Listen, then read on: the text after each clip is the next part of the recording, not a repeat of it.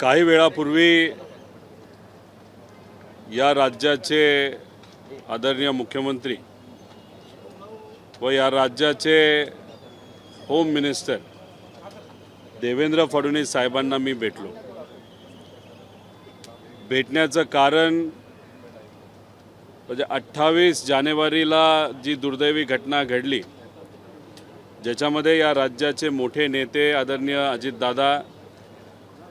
अजित काका यांचा दुर्दैवी मृत्यू त्या ठिकाणी झाला।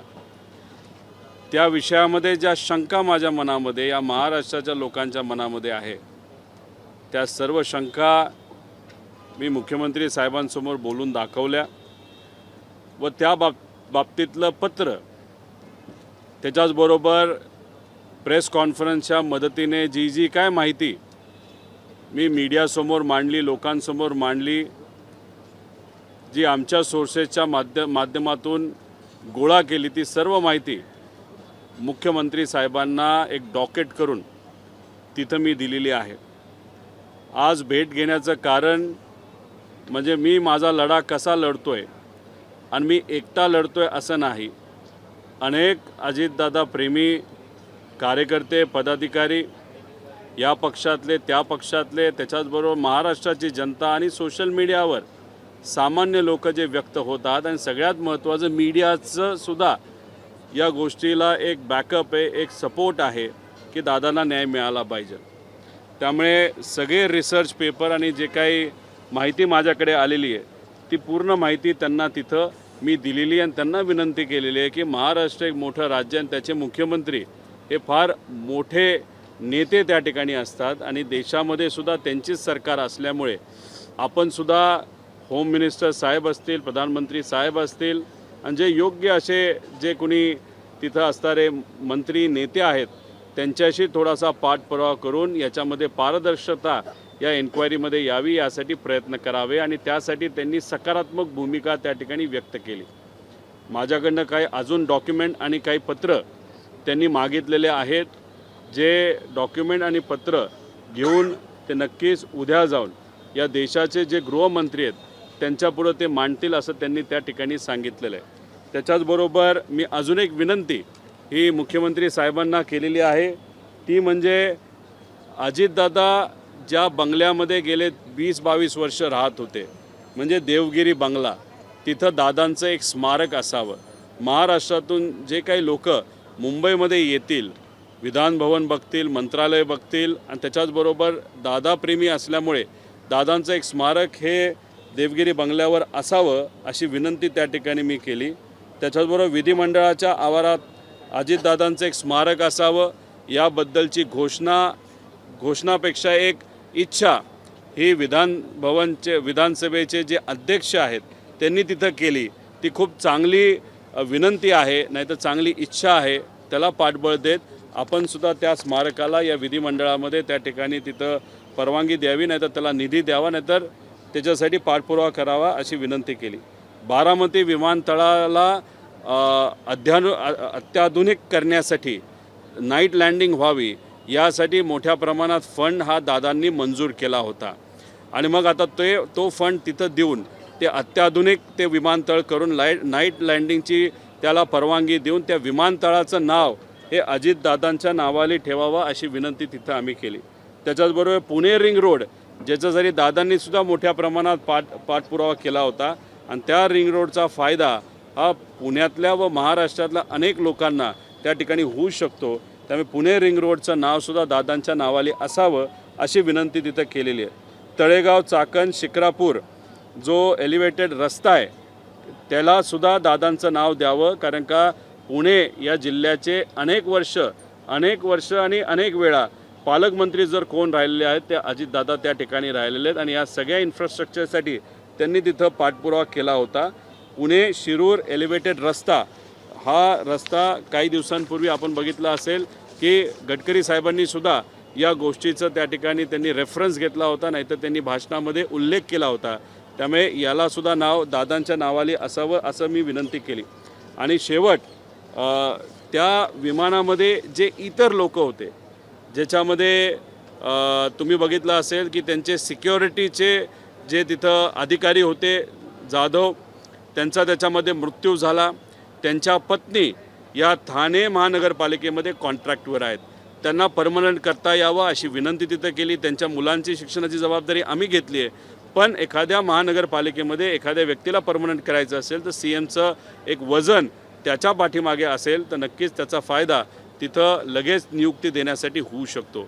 त्याच्याचबरोबर जे माळी परिवार आहे त्यांची जी मुलगी होती, ज्या फ्लाईट अटेंडंट होत्या, त्यांचा मृत्यू त्या विमान अपघातामध्ये झाला. त्यांच्या मुलाला कॉन्ट्रॅक्टवर नोकरी देण्यासाठी आम्हाला काही प्रमाणात यश आलं असलं तरी त्याला अजून जास्त पगार, कारण का त्या माळीताईचा पगार हा खूप जास्त होता, त्याच्यावर त्यांचं घर चालायचं. असं जास्त पगाराची आणि परमनंट नोकरी त्यांच्या बंधूंना माळी परिवाराला त्या ठिकाणी मिळावी अशी विनंती तिथं केली. त्याच्याबरोबर को पायलट ज्या पाठक होत्या यांची एक व्यक्तिगत इच्छा आहे, ती मला इथं बोलून दाखवता येणार नाही, पण दिल्ली सरकारशी बोलून तिथं असलेल्या मुख्यमंत्र्यांशी बोलून त्या पाठक परिवाराची ती इच्छा तिथं पूर्ण होऊ शकते आणि त्यासाठी सुद्धा पाठपुरावा तिथं आपण करावा अशी विनंती आम्ही या ठिकाणी मुख्यमंत्री साहेबांना तिथं केलेली आहे आणि पारदर्शक पद्धतीने ही एन्क्वायरी व्हावी असंही तिथं मी बोललेलो आहे. त्याच्याचबरोबर शेवटचा आणि महत्त्वाचा मुद्दा FIR बद्दल मी मुख्यमंत्री साहेबांची आणि होम मिनिस्टर साहेब देवेंद्र फडणवीस साहेबांशी तिथं बोलल्यानंतर त्यांनी त्याच्यावर खूप डिटेलमध्ये आमची चर्चा झाली. चर्चा झाल्यानंतर त्यांनी मला सांगितलं की जे या विभागाचे प्रमुख अधिकारी आहेत त्यांच्याकडनं काही टेक्निकल गोष्टी मी समजून घेऊन त्याच्या बाबतीत नक्कीच काय आपल्याला करता येईल याच्यासाठी मी प्रयत्न करेल असा शब्द हा मुख्यमंत्री साहेबांनी इथं आम्हाला दिलेला आहे, मला दिलेला आहे. त्यामुळे मी अशी आशा करतो की या बाबतीत पारदर्शक कुठेतरी एन्क्वायरी तिथं व्हावी. त्याच्याचबरोबर DGCA बद्दल मला शंका आहेत. तिथं असणारे काही अधिकारी आणि VSR या कंपनी चं लागेबंद असल्यामुळे VSRला वाचवण्याचा प्रयत्न हा तिथं कुठंतरी हा DGCAच्या अधिकाऱ्यांकडनं होऊ शकतो. तिथले मंत्री, त्यांचा प्रभाव, त्या मंत्रींचे नेते, त्यांचं VSRचं नातं, या सगळ्या गोष्टींबद्दल मी त्यांना तिथं सांगितलेलं आहे.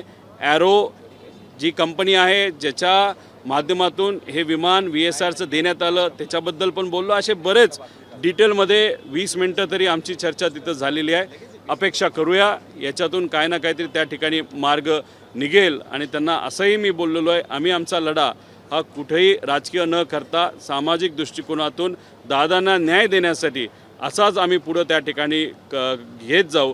त्यासाठी जिथं लागेल तिथं तुमचं सहकार्य असेल आणि जर आक्रमक पद्धतीने राज्य सरकारने या बाबतीत जर पाठपुरावा केला आणि आमच्या लढ्याला जर तिथं आमचा लढा लागलाच नाही आणि सरकारनेच हा लढा लढला तर माझ्यापेक्षा दुसरं कुणी नसेल जो आनंदी असेल. त्यामुळे त्यासाठी प्रयत्न करावे असंही त्या ठिकाणी मी बोललेलो आहे. 1 महिना होतोय, उद्या 1 महिना होतोय असं काही घटनेला. तुम्ही काही डेडलाईन दिली आहे का किंवा काही अशी मागणी केली आहे का इतक्या महिन्यामध्ये हे अहवाल असेल किंवा मग हा तपास पूर्ण व्हावा? कारण महिने जातात मात्र तपास पूर्ण होतो. एक आपण सगळ्यांनी समजून घेतलं पाहिजे की हा जो अहवाल ज्याचा रेफरन्स तुम्ही त्या ठिकाणी करत आहात हा अहवाल केंद्र सरकारकडनं येणारा अहवाल आहे. कारण DGCA केंद्र सरकारच्या अंतर्गत काम करणारी एजन्सी आहे आणि त्यांची जी इन्व्हेस्टिगेशन एजन्सी AIBB तर त्यांच्याकडनं अहवाल खरं तर आज यायला पाहिजे, पण तो उद्यापर्यंत येईल अशी अपेक्षा आपण सर्वजण करू.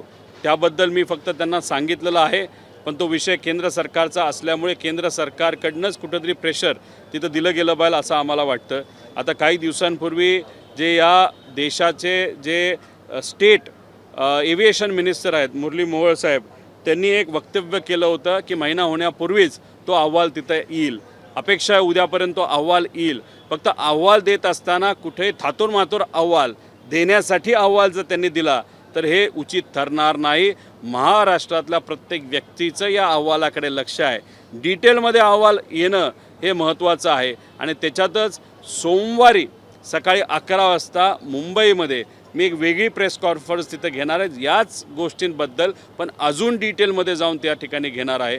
त्यामुळे कृपा करून मी केंद्र सरकारच्या मंत्र्यांना व तसंच राज्य एव्हिएशन मिनिस्टर मुरली मनोहर यांना सांगतो काय झालं तर थातूरमातूर अहवाल न आणता डिटेलमध्ये प्रायमरी अहवाल हा उद्यापर्यंत तिथं यावा अशी आमच्या सगळ्यांची अपेक्षा आहे. एकाच विषयावर 2 ठिकाणी FIR करता येणार नाही असं गुणरत्न सदावर्तेंचं म्हणणं आहे की सरकारी कामात अडथळा आणल्यामुळे तुमच्यावर FIR दाखल केला जाऊ शकतो, गुन्हा दाखल केला जाऊ शकतो. कोणाबद्दल तुम्ही म्हणताय, त्यांचं काय महत्त्व आणि या महाराष्ट्राच्या राजकारणामध्ये त्यांनी काय सकारात्मक केलं आहे का नाही केलं याबद्दल सगळ्यांना तिथं माहिती आहे. फक्त टेक्निकल हा विषय असल्यामुळे एकतर आपण सगळ्यांनी समजून घेतलं पाहिजे की बारामतीमध्ये तो FIR व्हावा अशी माझी इच्छा होती, पण तिथं गेल्यानंतर लोकांची गर्दी खूप मोठ्या प्रमाणात होईल म्हणून मी तिथं न जाता 25 तारखेला मी मुंबईमध्येच मरीन ड्राईव्ह या पोलीस स्टेशनला तिथं गेलो होतो. पोलीस स्टेशनला जाण्याचं कारण का 2023ला जे BNSS नवीन कायदा आला आहे त्याच्यात 0 FIR नावाचं एक तिथं एक प्रोव्हिजन असतं. म्हणजे तुम्ही देशामध्ये कुठेही FIR केला तर तो त्या विभागाला नाहीतर तो त्या पोलीस स्टेशनला पाठवला जातो. आता मुंबईमध्ये FIR व्हावं अशी माझी इच्छा होती. तो माझा अधिकार 173 कायद्याच्या अंतर्गत त्या ठिकाणी आहे, BNS ॲक्टच्या अंतर्गत. पण तिथं माझा अधिकार मला तिथं वापरण्याचा तिथं संधी ही पोलीस प्रशासनाकडनं दिली नाही. खालच्या लेवलचे जे अधिकारी PI आणि सिनियर PI यांनी माझं स्टेटमेंट टाईप घ्यायला सुरुवात केली होती, पण त्यात वरचा एक मोठा अधिकारी येऊन त्यांनी ती प्रक्रिया थांबवली. आता एक गोष्ट समजून घेतली पाहिजे, माझा जो FIR होता तो तिथं झाला नाही, पण माझं जे डॉक्युमेंट होतं ते डॉक्युमेंट त्यांनी सांगितलं आम्ही CIDला पाठवलेलं आहे. त्यामुळे FIR तो तिथं झालाच नव्हता. मग साहजिकच आपण प्रयत्न करणारी माणसं असल्यामुळे बारामतीला जाऊन जिथं ती घटना घडली तिथं परत एकदा FIR करण्याचा मी प्रयत्न केला. तिथे तो स्वीकारला गेला नाही आणि तो स्वीकारला न गेल्यानंतर मी परत एक प्रयत्न तिसरा केला, तो म्हणजे CIDमध्ये सुद्धा जो इन्व्हेस्टिगेशन ऑफिसर आहे तो ते SP लेवलचा असल्यामुळे तो 100% FIR करू शकतो, पण त्यांनीसुद्धा तो FIR तिथं केला नाही. म्हणून 180 कलमाच्या अंतर्गत मी माझं स्टेटमेंट तिथं दिलेलं आहे. पण एक गोष्ट आपण सर्वांनी समजून घेतली पाहिजे की सुप्रीम कोर्टाला अधिकार दिलेला आहे. अशा 2 सुप्रीम कोर्टामध्ये केसेस झाल्या होत्या. एक केस जर कॉग्निझेबल ऑफेन्स असेल तर दखलपात्र ऑफेन्स असेल तर जो दादांच्या बाबतीतला आहे 100% दखलपात्र आहे, कारण तो ॲक्सिडेंट झाला आहे, त्याच्यामध्ये 5 जणांचा मृत्यू झाला आहे. तर तसं जर असेल तर आपल्याला FIR कधीसुद्धा करता येते आणि कुणीही जाऊन तो FIR करू शकतं. फक्त परिवारातला एक व्यक्ती नाही, कुणीही जाऊन करू शकतं. हा आमचा अधिकार आहे आणि ड्युटी पोलिसांची आहे तो स्वीकारणं.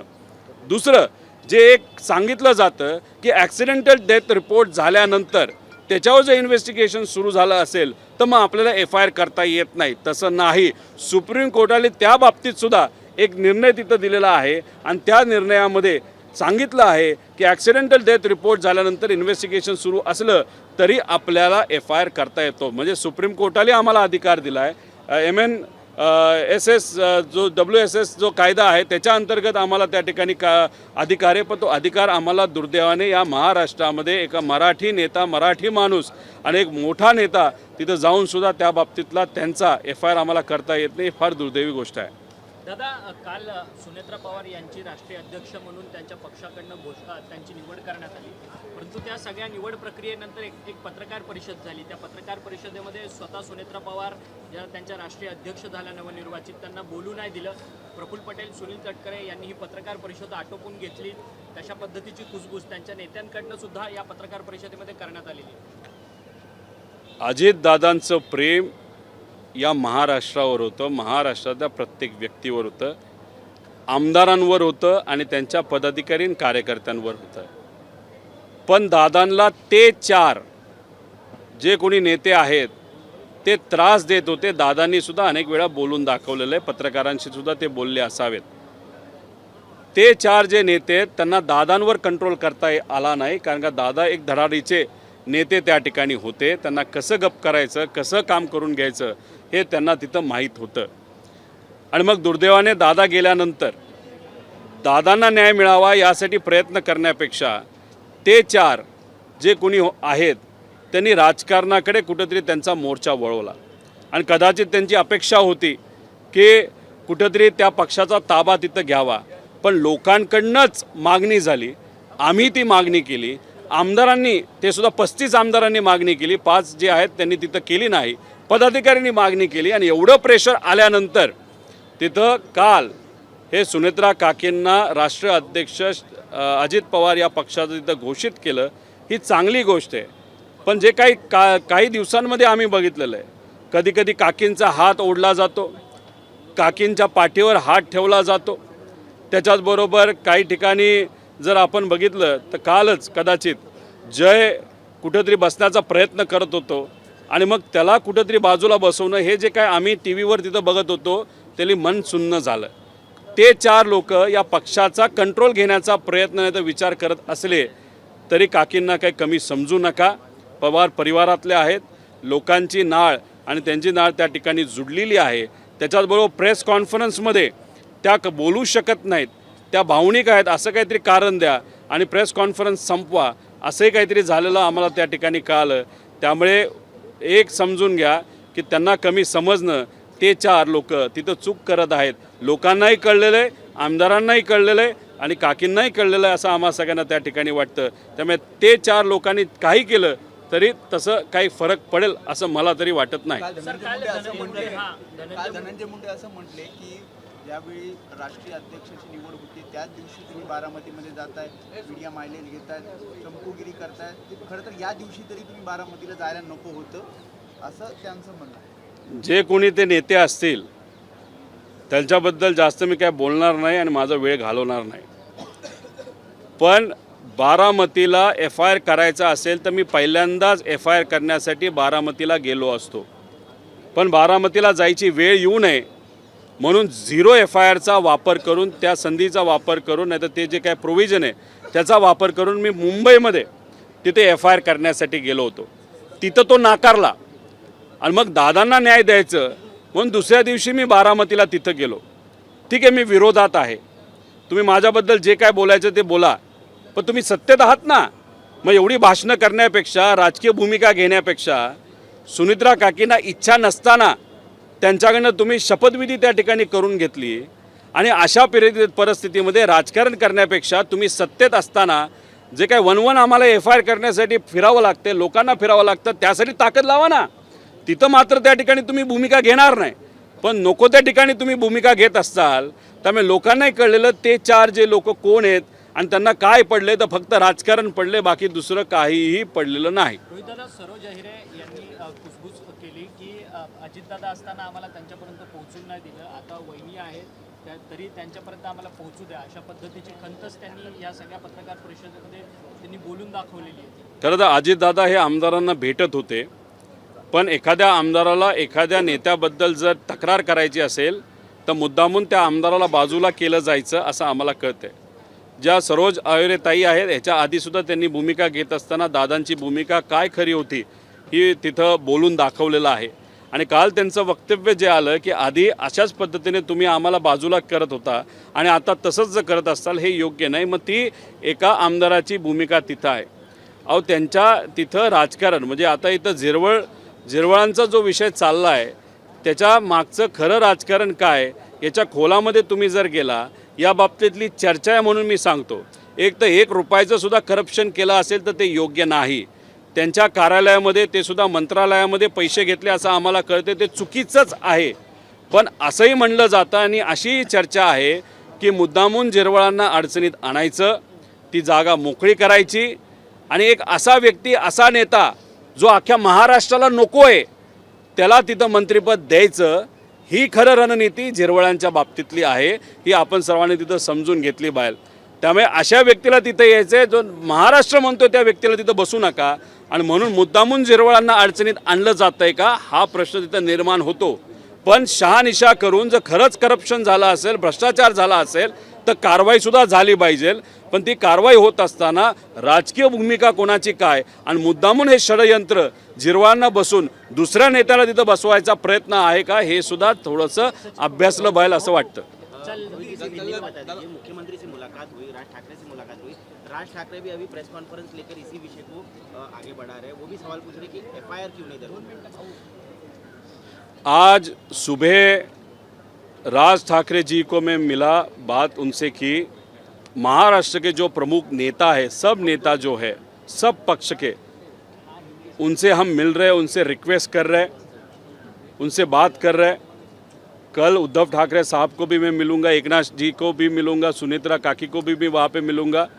तो उनसे बात करते हुए उनको मैंने पूरी परिस्थिति बताई कैसे एक्सीडेंट हुआ था, उसमें मैंने जो इन्वेस्टिगेशन मेरे दोस्तों के माध्यम से, अच्छे पत्रकारों के माध्यम से, कुछ पायलट, अच्छे पायलट, इनके माध्यम से जो भी रिसर्च वहाँ पे किया वो उनको वहाँ पे दिखाया, वो पूरा उन्होंने बहुत डिटेल में समझा। लेकिन उनका सबसे इम्पोर्टेंट मुद्दा ये था कि एफआईआर करना ये सबका एक अधिकार है। कोई भी नागरिक अगर चाहे तो वो एफआईआर कर सकता है। उनका पढ़ाई इतना अच्छा था, उनका रिसर्च इतना अच्छा था, उन्होंने ही मुझे 2 सुप्रीम कोर्ट के वहाँ पे निर्णय दिए थे। एक सुप्रीम कोर्ट का निर्णय था कोई भी नागरिक को कभी भी अगर एफआईआर करना है कॉग्निजेबल ऑफेंस में तो वो कर सकते हैं। दादा का ये जो इशू है ये कॉग्निजेबल है, मतलब दखल पात्र है।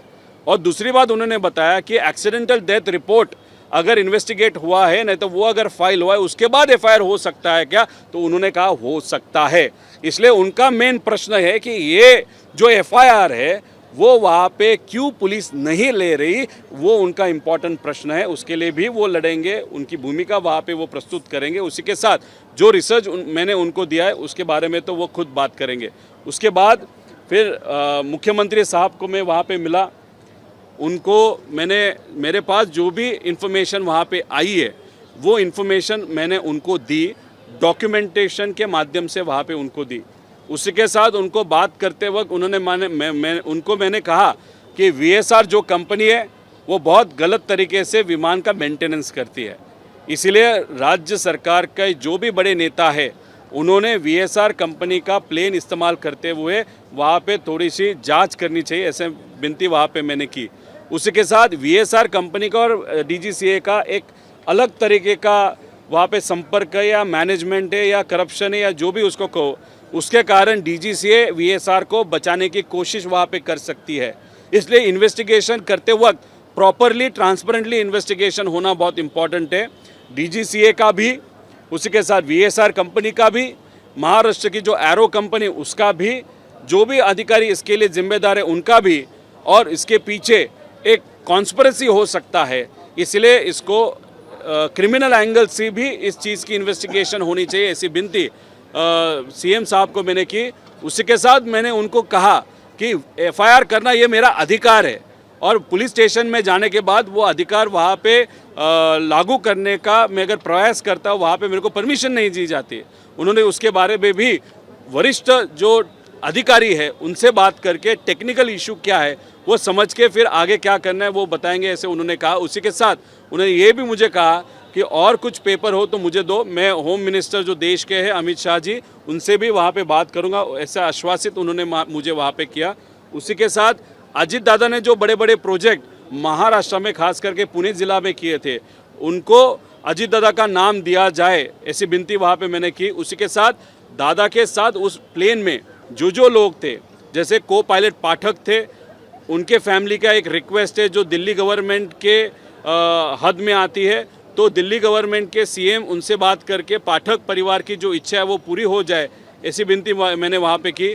माली परिवार को अभी जो सैलरीड जो पर्सन है या जो भी थी वो अटेंडेंट थी, आज अनफॉर्चुनेटली उनका वो गुजर गए, तो उनके भाई को, मतलब जिनका एक्सीडेंट हुआ उनके भाई को वहाँ पे नौकरी अच्छी मिलनी चाहिए, ऐसी विनती की। और जो जाधव परिवार है उनकी जो वाइफ है उनको थाने महानगर पालिका में परमानेंट किया जाए, ऐसी रिक्वेस्ट वहाँ पे हमने की। उसी के साथ इन सबको वहाँ पे न्याय दिया जाएगा और अजीत दादा की इन्वेस्टिगेशन ये ट्रांसपेरेंट लेवल पे वहाँ पे की जाएगी, ऐसा विश्वास या ऐसी इच्छा वहाँ पे मैंने व्यक्त की।